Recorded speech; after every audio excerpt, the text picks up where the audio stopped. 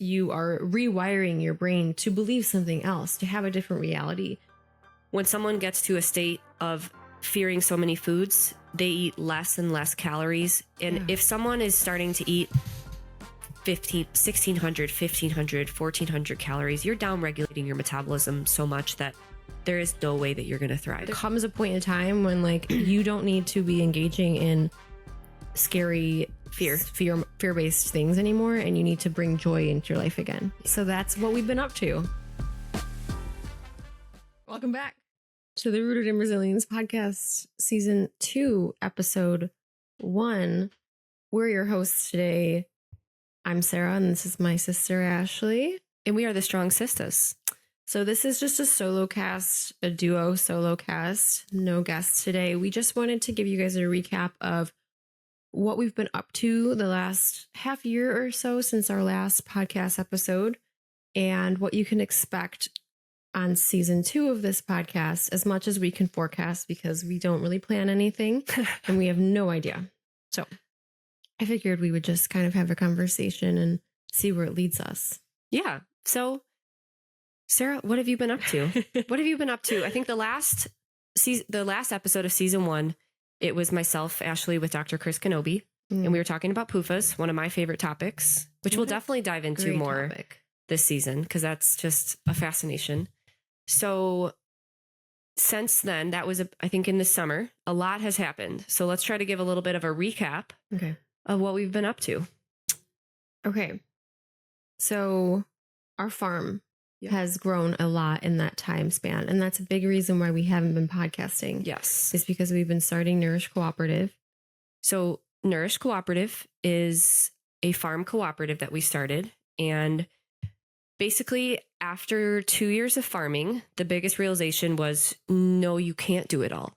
Mm-hmm. So, you want to garden, you want to have dairy products, you want to have meat products, you want to have meat chicken, you want to have pork, you want to have eggs, but like, taking care of all of those things, that's a lot of work. And I think that the better solution is working together as a cooperative with various farmers. So that's where Nourish Cooperative, our new farm co-op, started. It's an online meat, dairy, sourdough products, pet food, grocery store where we ship some of the highest quality farm fresh goods directly to your door. It was a beautiful commercial. Yeah. So you can check it out at www.nourishcooperative.com. This episode is sponsored by Nourish Cooperative. But yeah, it's a noble goal that we had to have all these different animals and try to do pretty much every part of the grocery that we're providing. But it wasn't working out. It was extremely exhausting. It was just taking all of our energy. Yeah. And if you think back, I mean, I wasn't there, but if you think back to maybe how things were with everybody's favorite word, our ancestors, how they would do things. Yeah. They wouldn't really be doing everything. You wouldn't see somebody having meat birds and raising sheep and raising cattle and doing eggs and dairy, milking the cow. They would work as a community to have these products available for everybody. They even had the community baker who would have the sour or whatever bread products, whatever they were using in that town, available for everybody to come by. So the intention with Nourish is to recreate the community effort and source from local farms in our area, source from people who are the best at doing the specific task or the specific job, and then bring that to one place, which is the co-op. Yeah. And so that's why we went that route with our farming. Yeah.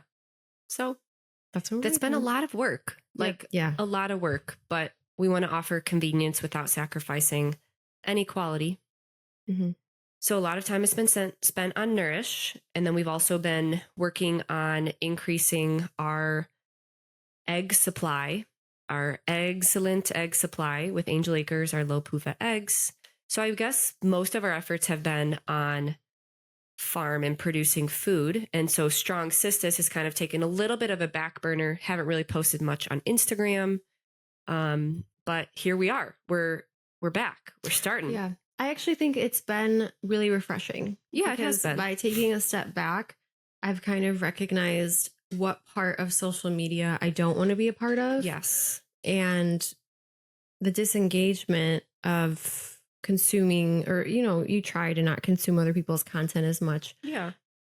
Everybody eventually gets stuck in a scroll, but trying to avoid that and taking a step back and thinking about what part of social media positively impacts your life versus what part negatively impacts your life, and what you, with some sort of audience, like we do have some sort of audience, what I don't want to contribute to anymore in the space.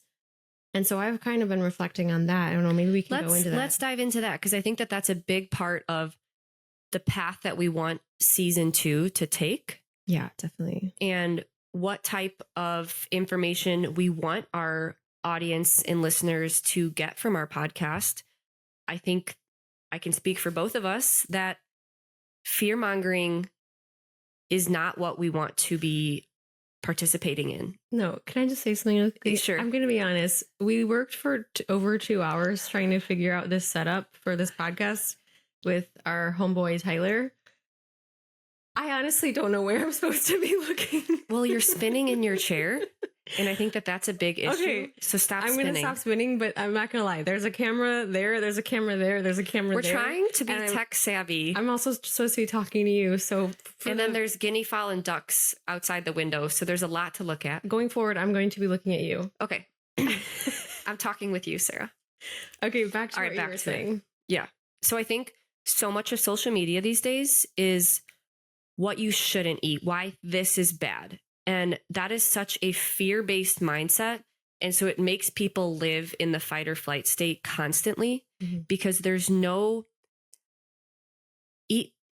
instead of saying, don't eat this because this, there's no here's a great option, positive glass half full versus glass half empty kind of outlook. And so let's hear some say insights of this kind of messaging. So I actually started going to a therapist for no specific reason other than I want to kind of unravel some generational, or even just in my last 27 years of life, I want to unravel things so I don't unintentionally pass things on to my future kids. For sure. So kind of just talking about everything. And it's interesting too, because when I talk about these things, it's almost like I'm sitting here like, this has something to do with my current life, because I'm past a lot of this, talking about past eating disorders, past extreme body dysmorphia, things that built me to who I am today, but I don't deal with, but I still like to talk about it because I'm able to analyze what part of my life is actually still impacted by this that I didn't realize. But I honestly think that sharing how you broke away from that fear-based mindset, honestly, that is something I really want season 2 to be focused on, because so much of our audience, I love you guys, but I'm pretty confident that a lot of you are living in a state of fear. Yeah. Because you're afraid of the food that's on your plate. Definitely. So I bring this up because I was at my session yesterday, and I knew we wanted to talk about this a little bit. So we were I just started with her. So we were kind of going over my last, 20 years of... She's spinning in her chair still. My last 20 years of eating, or my viewpoints on food. And, a lot's happened. It started off as very much an eating disorder when I was around 14 or so. Yeah. And the leading to finding strength and how weightlifting ties into this, and kind of going backwards when the health journey started and associating health with being skinny again, or lowered inflammation, I guess. So all these different phases, which we've gone over before on our history podcast, which I think was episode 1 or something. Yeah. But it's all going to tie back into how we view food now, and nutrition and exercise. And so anyway, when I brought this up to the therapist, I almost went on this rant of how I don't want to contribute to this on social media anymore. A big part of my sister and I's brand is that we talk about food and we educate people on food and nutrition. But how do I do so without scaring people? How do I say, here's some facts about certain foods, but that doesn't mean you need to run so far away in the other direction that you're now going to a different extreme. Yeah. So I was saying these things, and the irony that I want to talk about is she goes, have you heard about the blood type diet? Oh, no. And I'm like, Didn't I just no. and I know like bless her heart, she knows about my mold journey. She knows about the struggles that I've gone over these last several years. So I think she's like just kind of saying like intention, like trying to be helpful. Yeah. And then she brought up, what about the MTHFR gene SNPs or whatever? Like, have you thought about that with yours? And I'm like, I'm talking to you saying I'm at an amazing place with my food and I have no restrictions and I don't want to contribute to people online anymore about being scared of certain foods. Why did you just say that to me? Yeah. So the reason I'm saying this is because this is a person who is here to mentally help people and help people break past barriers and get through things.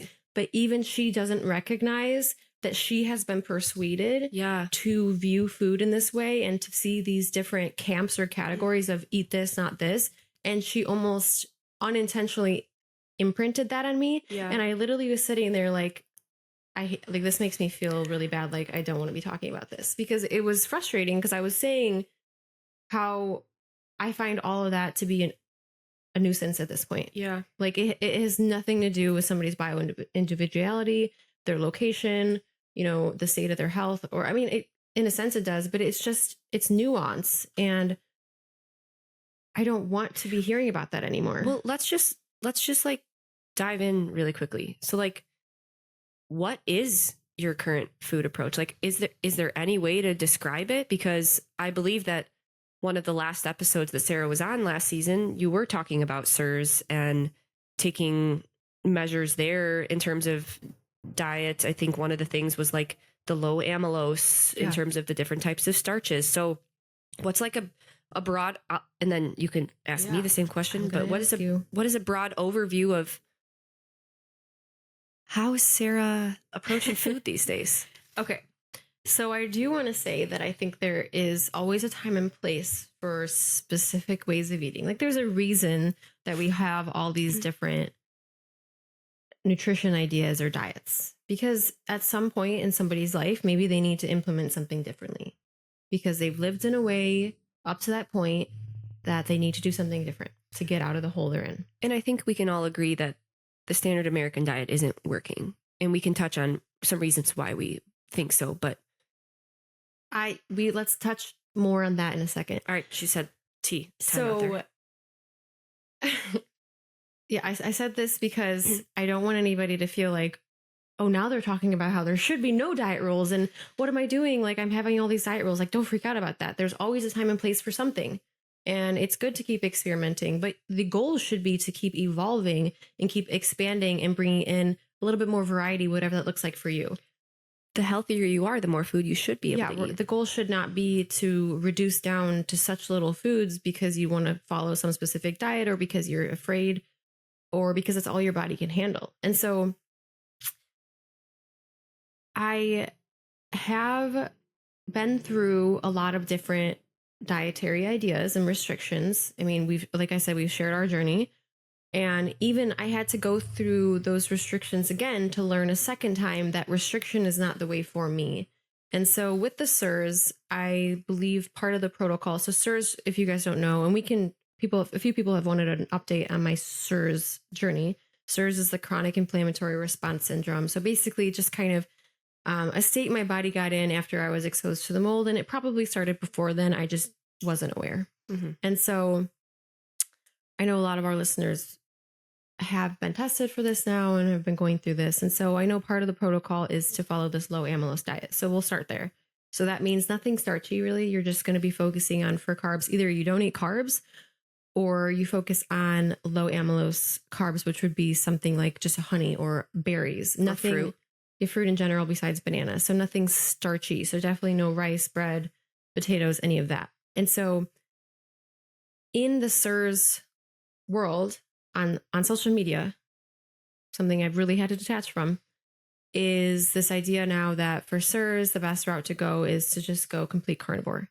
And so having both done carnivore in the past and then me trying it a second time, I do understand and recognize why people go this route and the power that it has to take out all the noise in your diet and get to this baseline so you can kind of maybe see how the body is supposed to be functioning to a degree. Mm-hmm. your inflammation will lower. And maybe this feels better than the alternative for some people. But what I realized very quickly with the second stint that I tried out for going through SIRS, because it just made sense with low amylose, was that the restriction caused way too much mental, I don't know, just disconnect. It was just mentally exhausting to feel like I had to be so restricted again. And I was losing all enjoyment of my food, losing pleasure in my life. Like, I'm a chef at heart. I love to cook. You're a baker at heart. I love Let's to be bake. real. And not having that, let's see. Okay. Let's weigh the benefit of following a certain extremely restrictive way of eating to maybe like some inflammation was lost, right?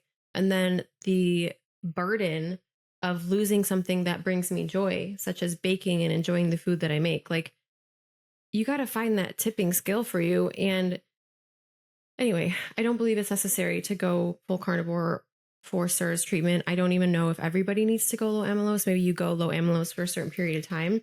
That's not really what I want to talk about today. I'm just saying that maybe at some parts of your journey, some sort of rules or restriction is helpful.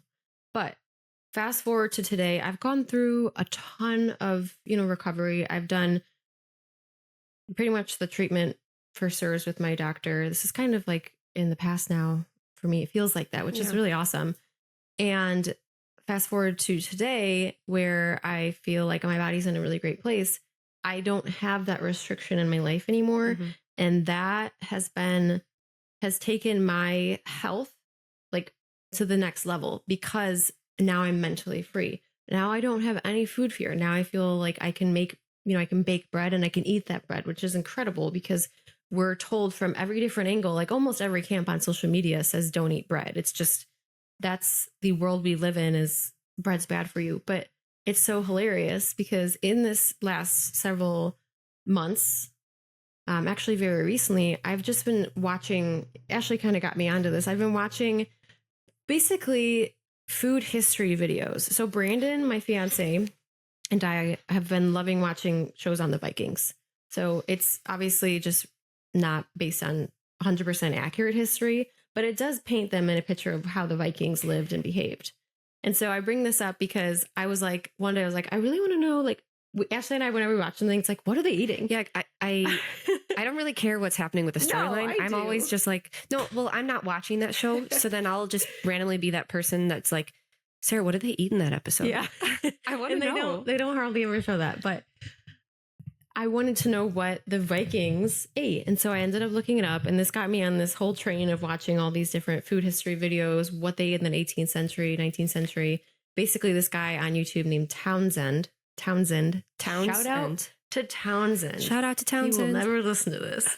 But he basically shows the history and the taste. He's savoring, or he's preserving the tastes and flavors of the 18th century. And he shows cooking videos, and he shows what their day-to-day might have been for the poor. And the common theme in these videos is that nearly every single level of society lived a large portion of their life off of bread and potatoes.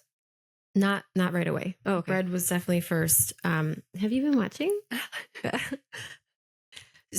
I've always been obsessed with learning about what our ancestors ate, and I found this database online where I could access pretty much all of these amazing recipe. Is it the Black Web?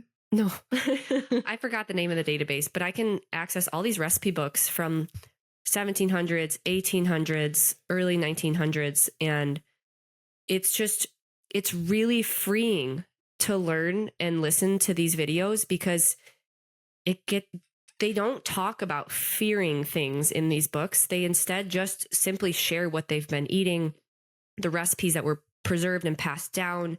And that's the really cool thing, is these are like generational recipes passed down from grandma to the grandma's daughter to the next generation. And that's like a huge thing that America is missing, is like that food culture. Because we are now just convenience food, fast food, and we don't prepare our food anymore. And so those recipes, those just diet knowledge on what food to eat, how to preserve it, how to cook it, it's no longer passed down. And so we're all just confused. right? In Townsend, he does show that they do have cookbooks. So a lot of these recipes that he's making are actually these groups of people back then putting together maybe a compilation of recipes for, poor people or for people on a ship. So they do have, it's not just passed down through families.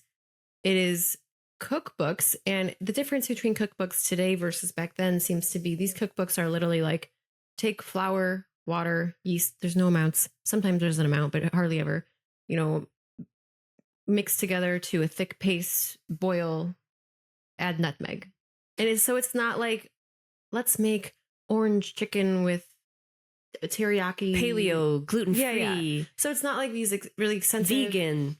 Another huge difference. And I think we should obviously address maybe why some people get to the place where they can't eat these foods is because, like you said, one, these foods being grains, bread, potatoes, all the different foods that in some form or another in some different diet are demonized. So whether that's nightshades, that's bread, yeast, potatoes, whatever. So another reason that maybe they could enjoy these foods more freely is because, for starters, they had the proper preparation of them, but also because these foods weren't altered in the way that they are today. Like if you just go to the grocery store, most of the bags of flour you're going to buy are fortified with different vitamins. They're fortified with iron. They have preservatives in them. They're hybridized wheat sprayed with GMOs. And that's not the form of wheat that they were using. Sarah, wheat isn't sprayed with GMOs. Sorry, with glyphosate. There you go.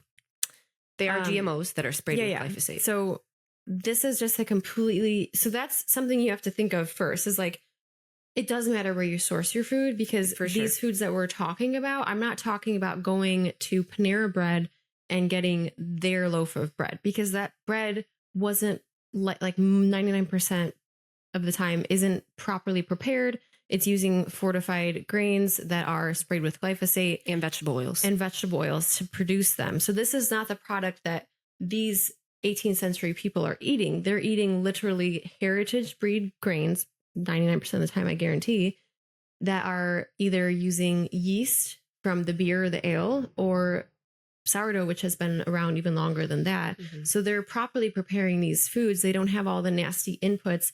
And at no point in their life were they excessively vaccinated or taken antibiotics. Yeah. So yes, there's a different terrain. But if you can get back to start clearing some of the noise of how you've grown up, what you've eaten as you've grown up. Everybody's, unless you were raised perfectly on a farm with a woke parent, you were raised on junk food and you had multiple rounds of antibiotics and vaccines. So yes, there are a lot of people who are pretty out of balance, but you always have that opportunity to come back into balance. And then at that point, there's no reason to be afraid of these traditional foods because I don't care who wants to try to tell you that man was, and there's a camp that will tell you man only ate vegetables. And there's another camp that'll tell you man only ate meat. And it's like, no. Man, woman, they ate a lot of different grains. And yes, maybe our like Neolithic times, as we were basically chimpanzees, we ate one or the other or something more than the other. But our ancestors more recently in the like 18th, 17th centuries, 19th century, they were trying to survive and their survival food was bread. Yeah.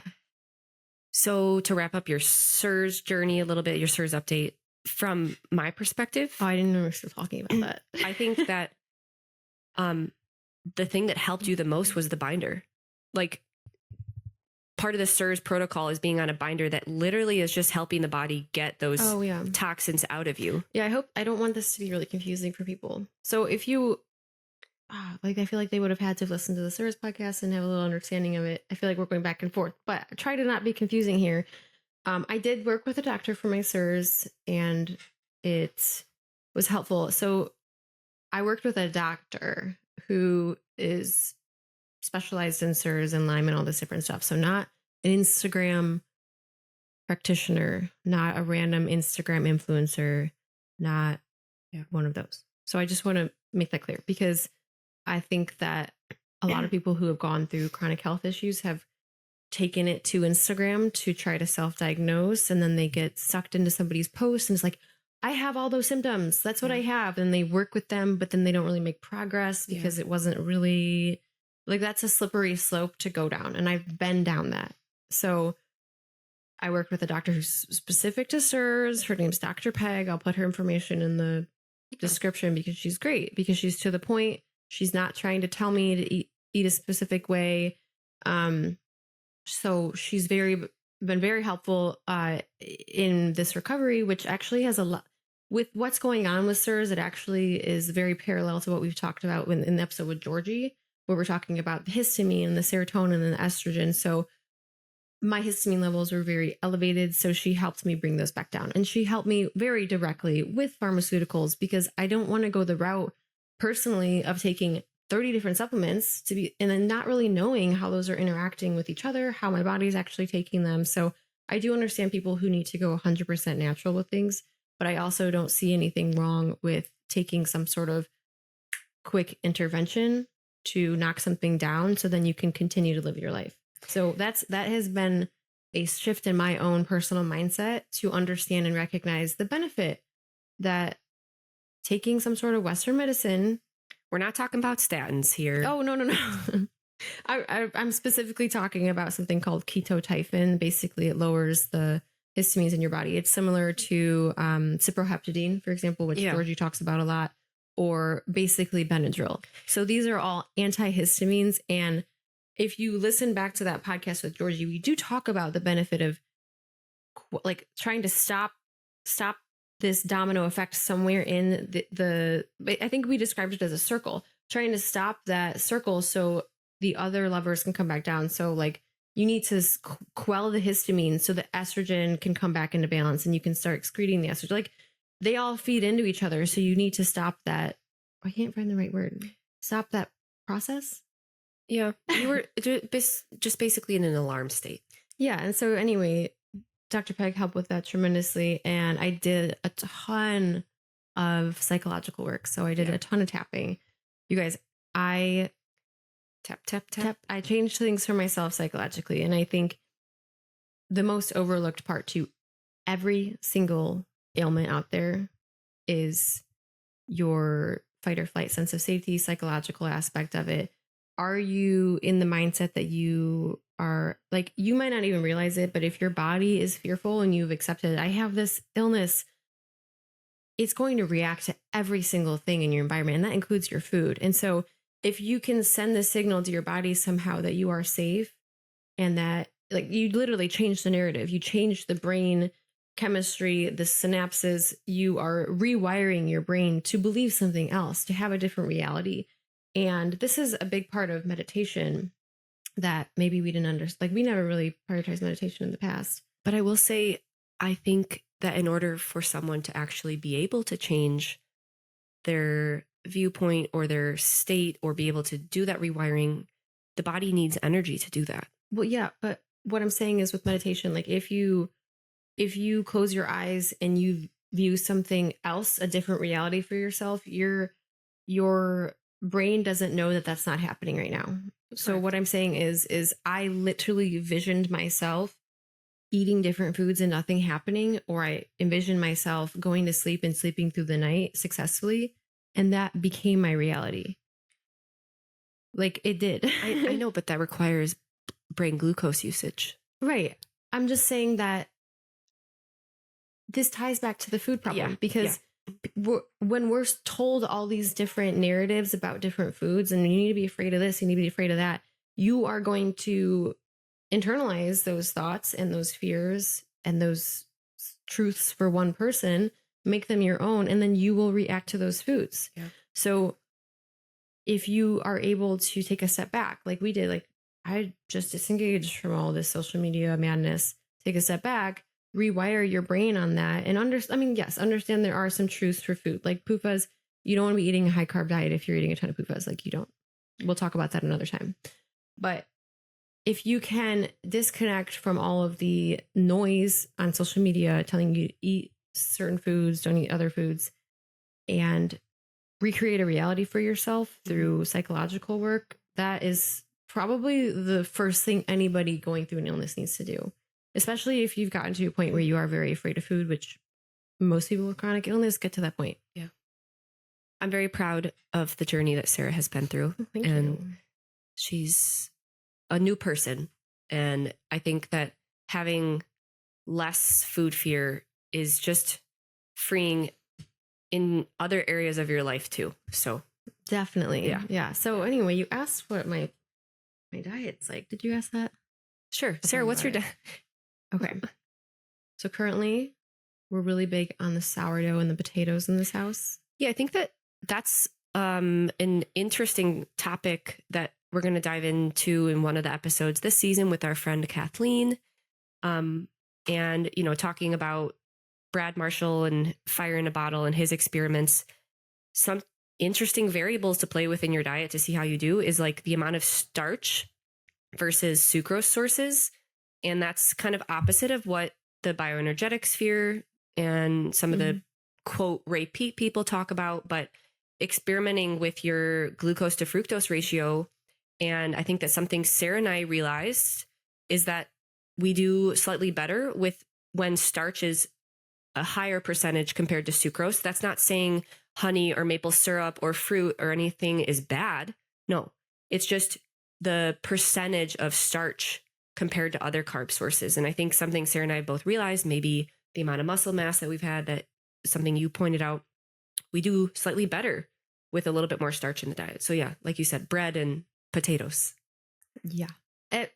And to distinguish that too, like you said, we're not fearful of the other carbs. It's more so we encourage people in our courses to do this. You have to experiment, be willing to experiment and not be afraid to experiment to see what actually works. And for a long time, I love the bioenergetic space. That's what kind of where we fit in the most with nutrition. But for a long time, I was afraid of eating too much starch because I was like, starch, endotoxin, like my gut. Destroy gut. Yeah. And that held me back because I didn't realize how much better I run off of starch. Yes, Ashley and I have worked out for over a decade. We've built a lot of muscle. I mean, we don't really I don't look like a muscle. Yeah. Anyway. No, I'm not on steroids. I know you're wondering. I'm just kidding. Anyway, we have a good base of muscle and that often requires that you have some sort of slower burning glucose or higher percentage of fat in your diet. And so for a long time, I really tried to fit into the repeat camp that ate more fructose. So more heavily relying on the simpler sugars, basically like the juices, the fruits, the honeys, maple syrup. And I really only started sleeping through the night when I ate a higher percentage of starch. And you still have orange juice every day. You still have maple syrup, but now incorporating more starches. Yes. You're doing better. You guys are literally doing wonderful. Like people who have followed us on Instagram know my sleep journey with the mold. When we moved here 3 or 4 years ago, insomnia was my biggest horrible battle to overcome. That takes a lot of psychological work, which is why I brought that up first. But starch, man, is my best friend. I literally eat starch. All my 4 meals, basically starch based. I'm a starch based diet.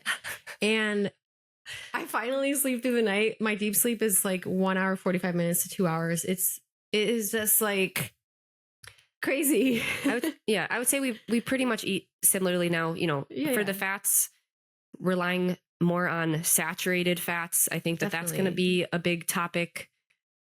I still don't think that someone's diet should be higher PUFA percentage because that's sending a signal to the body that winter is potentially coming and potentially changing the metabolic state inside of someone's body. We should just film an episode that says winter is coming. Winter is coming. So let's do that. Saturated fat focus, and then obviously animal protein, a ton of broth, like a lot more gelatin in the diet. So it's good. Like pretty much my food groups right now. And again, this is literally what my body's asking for. So this isn't me trying to fit somebody's diet. This is like in any given meal moment, what do I want? This is what I want. Sourdough, jams, jellies, butter, or coconut oil. Potatoes, whether that's a Japanese sweet potato, purple sweet potato, or potato. So real quick, something that we've both been loving is like you take the yellow potatoes, boil them, chop them into like coins, and then roast those in the oven so they get like crispy and like lightly browned, and then ketchup, organic ketchup on top. Oh my gosh. Yes. I did see a DM from somebody. I have not opened it, but they did suggest putting baking soda in the boiling water. Interesting. And it will give flakes to your potatoes. Oh my So gosh. we haven't tried that yet, but I think Trying that for lunch today. try that. So that with the nightshade ketchup and some egg yolks tossed in from Angel Acres, the best eggs, and orange juice, bone broth, Homemade and marshmallows, homemade sourdough cookies, oxtail, very Yeah. like So stewy meats. that's how I'm eating right now. It is literally following no specific diet camp. It's any given moment what my body wants. And those are the foods that I want. And of course, no diet camp, but I do still have food knowledge. So I know where, these foods coming from. We buy organic as best we can. We obviously have our own source of high quality, low PUFA meats, dairy, blah, blah, blah. So that stuff is still something that I do prioritize, because if I do want to be operating at my best and have a healthy body composition, have a healthy period, 28-day cycle, these are things I pay attention to, because I don't want to be eating a ton of polyunsaturated fats and raising estrogen by how I'm eating like a lot of soy products. Like that's not my goal. I have that food awareness. I don't have any craving for soy tempeh and nut butters. I don't. Yeah.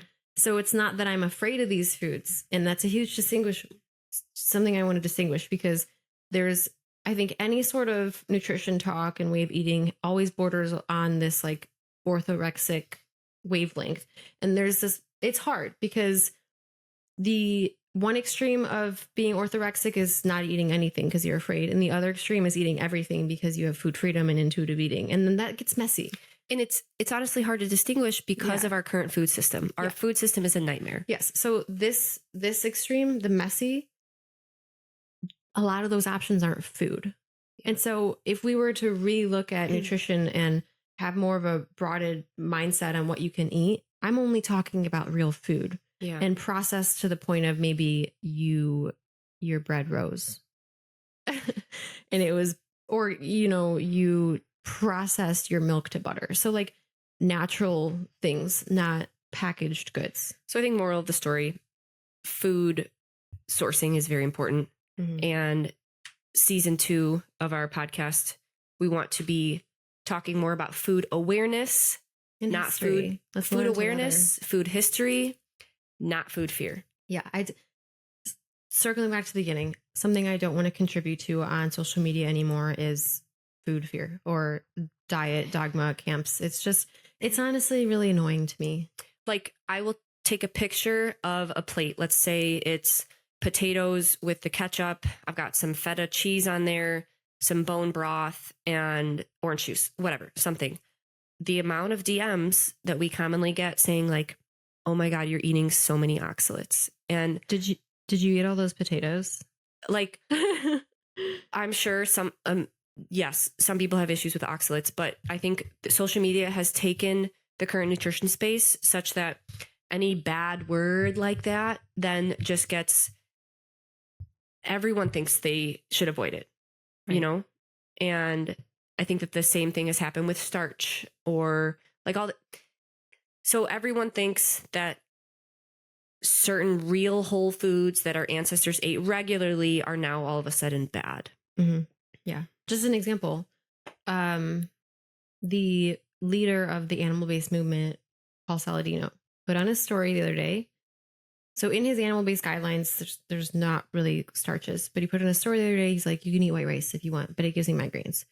That doesn't mean that it's going to give you a migraine or that you shouldn't eat it because it's going to give you a migraine. It's like that. I feel like that was actually a good thing of him to say, because he's like, you can eat this food. I don't, because it gives me migraines. We definitely don't agree on everything there at all. But that maybe should be how people present it. Like, you can eat these potatoes, but I don't right now because I'm working on a kidney thing. But can we just take a step back? There's never that. We have disclaimer. To give people permission to eat these foods. I know. That's where we're at. It's like, okay. Who who deserves that authority figure? How did we get there? That authority figure for me is Townsend now. Townsend on YouTube is that authority figure for me. If they were eating it in the 18th century, they're savoring those flavors. I'm savoring them now. That. So, hi, my health guru is Townsend. Yeah, like I can't. This so much of my life too, and this is I reflected on this in the therapy session too, has been influenced by social media. Like my eating disorder was influenced by the fitness industry in 2014 on social media. That's kind of when it all started. And this is the first time in all that span that I feel like I've broken free of that influence. I'm breaking free. Yeah. Soaring. Flying. There's not a star in heaven. Okay. So I just, if there's anything somebody takes away from this podcast, it's that it would benefit almost everybody to take a step back from the noise on Instagram. Who are you following? YouTube. Who are you following on social media? Like really pay attention to that. Yeah. And you're not going to find a cure-all in a way of eating or a supplement protocol or a practitioner online. You're not. I've tried. You're not.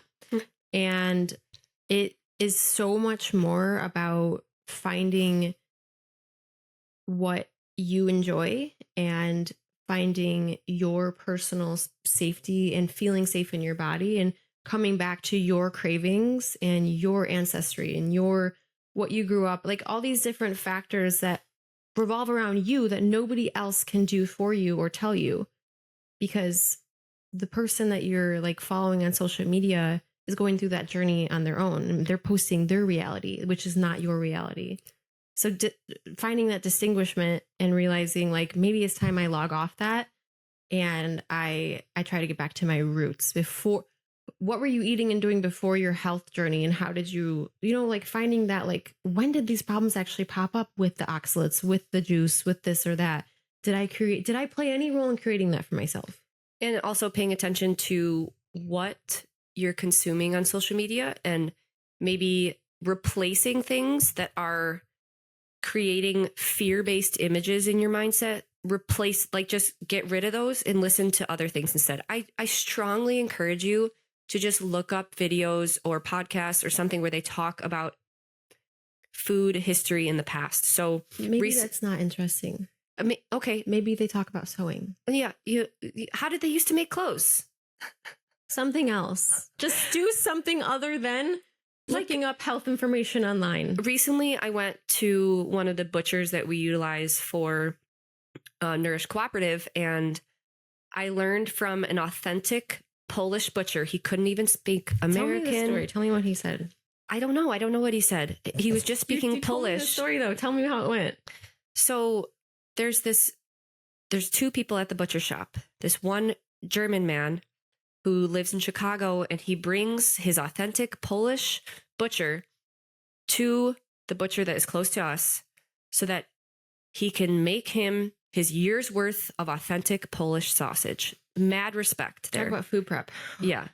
So he brings a pig and he brings a cow, because traditional authentic Polish sausage involves both pork and veal. And so so much preparation went into this, but I had so much respect for him because he's like, I am preserving my ancestors' heritage that's being lost. Right. And so they didn't talk.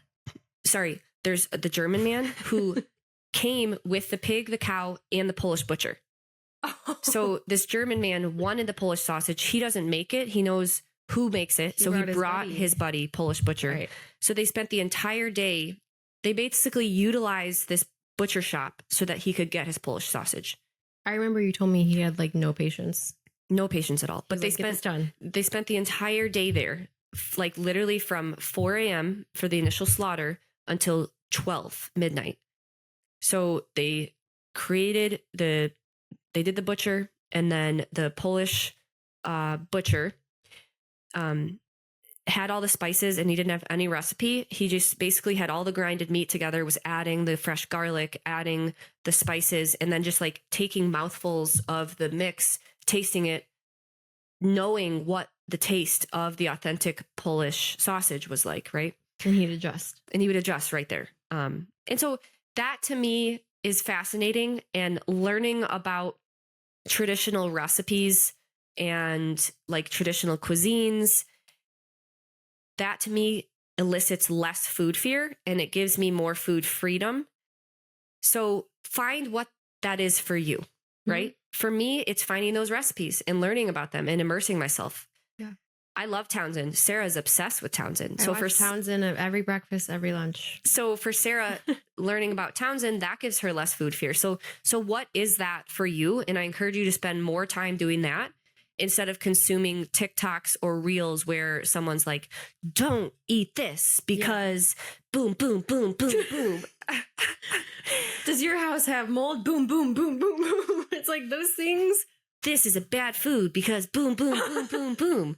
Like, what are you doing? Toxic mindset. Yeah. And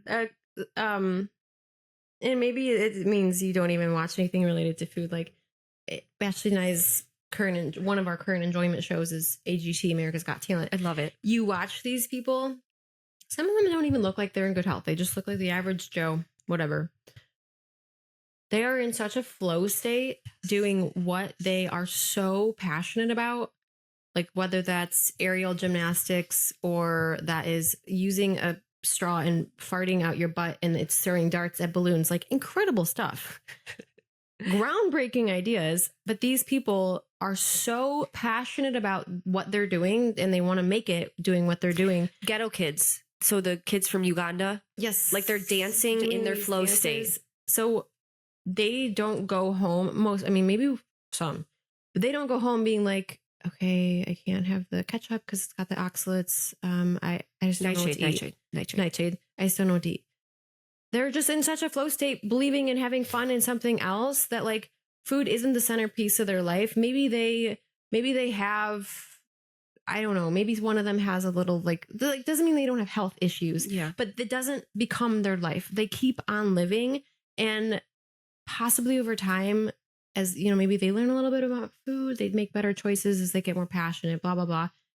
They will probably just outgrow those health issues because it didn't become an obsession to the point that it literally consumed them and it created this entire nervous system breakdown. Well, this will be a topic, a whole podcast in itself. But when someone gets to a state of fearing so many foods, they eat less and less calories. And if someone is starting to eat 1,600, 1,500, 1,400 calories, you're down regulating your metabolism so much that there is no way that you're going to thrive. There's no creative energy. There's no way to be in a flow state. You cannot enter a flow state in that. And so that is a big issue, is like these restrictive diets just lead to low calories. Yes. And wow, that is surviving, not thriving. 100%. And there's at that point, you will not be able to shoot darts out your farts towards balloons because you don't have that creative energy. Okay. So I guess this is just a random fact about Sarah and myself. We love America's Got Talent. We love The Voice. I love celebrating people's talents. It's so fun. Like, wow. And I'm like, literally like, whoa. Whoa. What's your favorite one you've seen recently on AGT? We're watching AGT Fantasy League right now, so it's the best of the best. And yes, the fart dart guy was the best of the best. No, but he didn't make it through. He didn't make it. I really liked the Lauren woman, Loren, and Lauren Allred. Allred, the singer. Beautiful. She didn't make it through, but she sang, I forgot the name of the song. Never Enough. Never Enough. The musical. She did a really good job. And then I also went viral. Yeah, I also really like Ghetto Kids because they are dancing in their flow state, just like completely. Sorry, I'm a little under the weather right now, so my congestion. So they're completely living in the moment, and they add the facial expressions to their dance moves. So that just brings me joy and happiness. Yeah, I want to watch something that makes me happy and joyful. Right on. Yeah. So Ghetto Kids and Lauren Allred. Yeah, those are probably my 2 faves so far. One of mine was the, was he Japanese, Asian guy? Some Chinese country singer. Some nationality, whatever. He literally doesn't speak full English, but then when he would sing, he sounded like, what's that really deep voice country song? Like he sang a country song and legitimately could have passed for just your basic old hillbilly white country star. He was really good. It was crazy. His voice was insane. He did not make it through, but he was awesome. Yeah. So he was one. And I just like the comedian. Gosh, I want to know his name so you guys can watch him. That would be a great thing to watch other than engaging in health information. He was hilarious. He's a comedian. He's African American. Just so maybe you can look him up. He's got the dreads. He's on AGT Fantasy League. Just like an AGT Fantasy League comedian. Hilarious. My style of humor. He didn't, but you should find him and follow him. So good. So we're in between episodes right now. So we put on this documentary about how our United States food safety is actually crappy. Like you can get sick and die eating a vegetable. And we watched like 20 minutes. I was like, this is extremely depressing. We need to turn this off. Yeah, it's cool. It's informational, but there comes a point in time when like you don't need to be engaging in scary fear-based things anymore, and you need to bring joy into your life again. So that's what we've been up to. Yeah. So we look forward to bringing you guys along this journey of food awareness, food empowerment, returning to joy, returning to happiness, and talking about the important things of food, like food sourcing and PUFAs, but in a way that will make you feel more empowered. Yeah. How can you educate without creating fear? Yeah. That's what we're after. I can't wait to see how ridiculous we look looking at all the wrong places in this video. And Sarah spinning in her chair. But yeah, thanks for tuning in, and stay tuned for season 2, episode 2 of the Rooted in Resilience podcast.